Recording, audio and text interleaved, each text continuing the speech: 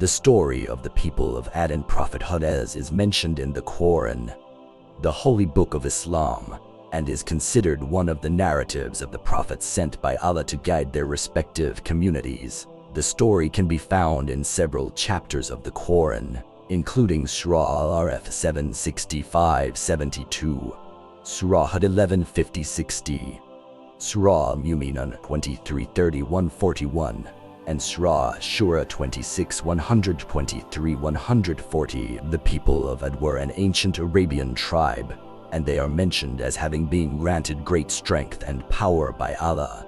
However, despite their physical strength and the blessings bestowed upon them, they became arrogant and disobedient to Allah. They turned away from worshiping the one true God and instead started worshiping idols. In response to their arrogance and disobedience, Allah sent Prophet Hud as a messenger to guide and warn them. Prophet Hud was one of the descendants of Prophet Nuh and was chosen by Allah to deliver the message of monotheism and righteousness to the people of Ad. Prophet Hud preached to his people, urging them to worship Allah alone and to abandon their idolatrous practices. He reminded them of the favors and blessings Allah had bestowed upon them and warned them of the consequences if they persisted in their disobedience. Despite his sincere efforts, the people of Ad rejected Prophet Hud's message and continued to indulge in their sinful ways. In their arrogance, they challenged Prophet Hud and demanded that he bring upon them the punishment he was warning them about. In response to their defiance,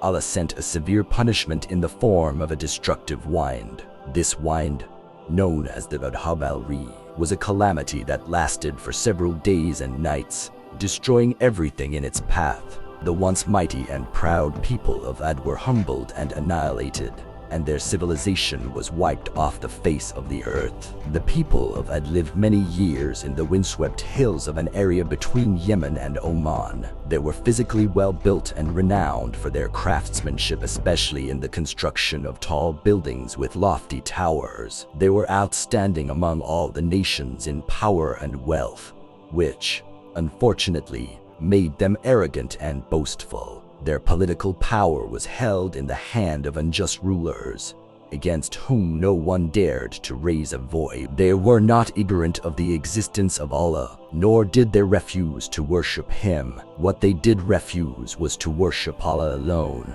They worshipped other gods also, including idols. This is one sin Allah does not forgive. Allah wanted to guide and discipline these people, so He sent a prophet from among them. This prophet was Hud, a nobleman who handled his task with great resoluteness and tolerance. Ibn Jarir reported that he was Hud ibn Shalik, ibn Arfakandid, ibn Sam, ibn Noah, Lai, 5th generation of Prophet Noah.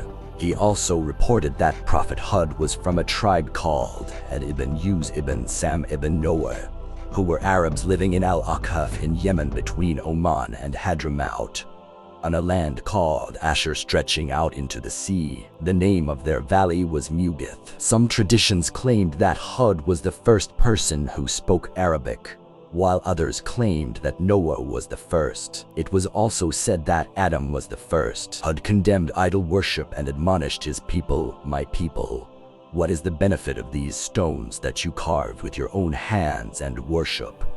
In reality, it is an insult to the intellect. There is only one deity worthy of worship, and that is Allah. Worship of Him, and Him alone, is compulsory on you. He created you. He provides for you, and He is the one who will cause you to die. He gave you wonderful physiques and blessed you in many ways. So believe in Him and do not be blind to His favors, or the same fate that destroyed Noah's people will overtake you." With such reasoning, Hud hoped to instill faith in them, but they refused to accept his message. His people asked him, "Do you desire to be our master with your call? What payment do you want?" Hud tried to make them understand that he would receive his payment reward from Allah. He did not demand anything from them except that they let the light of truth touch their minds and hearts. Allah the Almighty states, "And to it people we sent their brother Hud. He said, O my people, worship Allah. You have no other ilah God. but him. Certainly, you do nothing but invent lies. O my people, I ask of you no reward for it. The messenger, my reward is only from him who created me. Will you not then understand? And O my people, ask forgiveness of your Lord and then repent to him. He will send you from the sky up. They said, O Hud, no evidence have you brought us, and we shall not leave our gods for your Amir, saying, and we are not believers in you. All that we say is that some of our gods, false deities, have seized you with evil, a madness. He said, I call Allah to witness and bear you witness that I am free from that which you ascribe as partners in worship with him, Allah. So plot against me, all of you, and give me no respite. I put my trust in Allah, my Lord and your Lord. There was not a moving living creature, but he has grasp of its forelock. Verily, my Lord is on the straight path, the true. So if you turn away, still I had tried to speak to them and to explain about Allah's blessings, how Allah the Almighty had made them Noah's successors, how he had given them strength and power, and how he sent them rain to revive the soil. Hud's people looked about them and found they were the strongest on earth. So they became prouder and more obstinate. Thus they argued a lot with Hud. They asked, O Hud, do you say that after we die and turn into dust, we will be resurrected? He replied, yes. You will come back on the day of judgment, and each one of you will be asked about what you did. A peal of laughter was heard after the last statement. How strange Hud's claims are. The disbelievers muttered among themselves. They believed that when man dies, his body decays and turns into dust, which is swept away by the wind. How could that return to its original state? And what is the significance of the day of judgment? Why do the dead return to life? All these questions were patiently received by Hud. He then addressed his people concerning the day of judgment. He explained that belief in the day of judgment is essential to Allah's justice, teaching them the same thing that every prophet taught about it. Hud explained that justice demands that there be a day of judgment because good is not always victorious in life.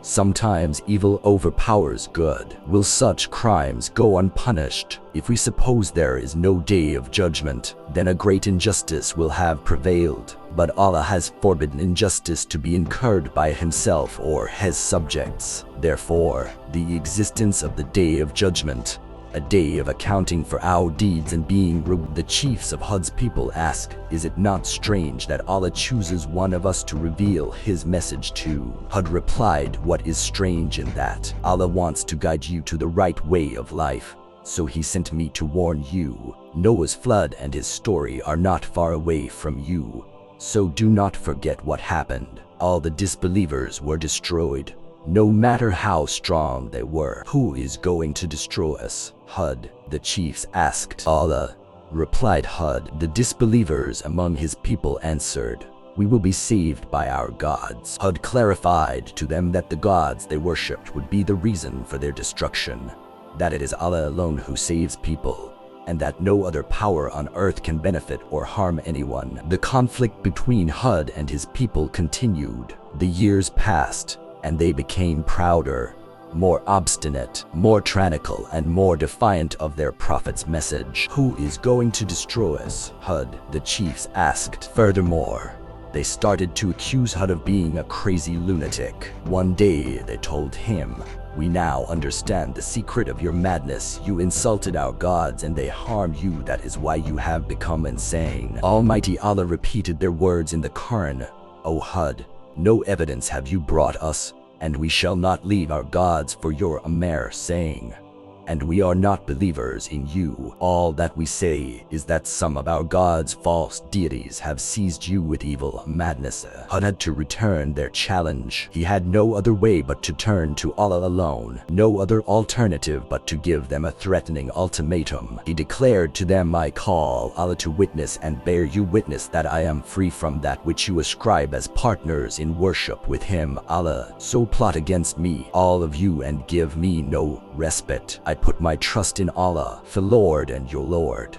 There is thus Hud renounced them and their gods and affirmed his dependence on Allah who had created him. Hud realized that punishment would be incurred on the disbelievers among his people. It is one of the laws of life. Allah punishes the disbelievers, no matter how rich, tyrannical, or great they are. Hud and his people waited for Allah's promise. A drought spread throughout the land, for the sky no longer sent its rain. The sun scorched the desert sands, looking like a disk of fire which settled on people's heads. Hud's people hastened to him asking, "What is that drought?"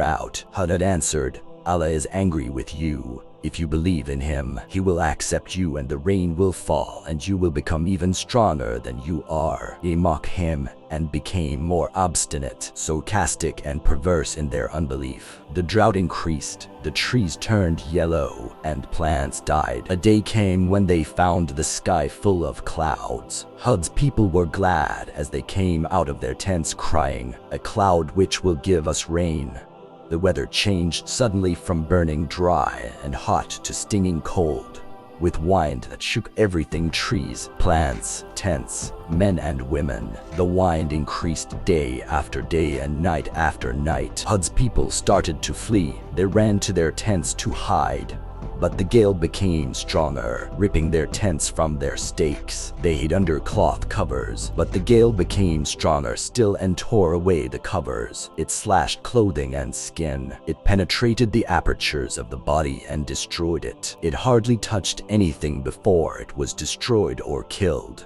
Its core sucked out to decompose and rot. Almighty Allah recounts then, when they saw it as a dense cloud coming towards their valleys, they said, "This is a cloud bringing us rain." Nay, but it is that the torment which you were asking to be hastened. A wind wherein is a painful torment, destroying everything by the command of its Lord.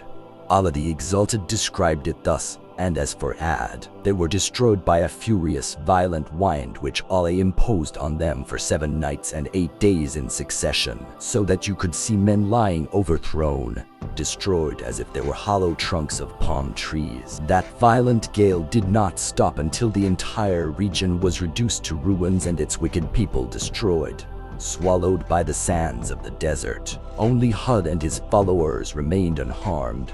They migrated to Hadramaut and lived there in peace, worshipping Allah, their true Lord.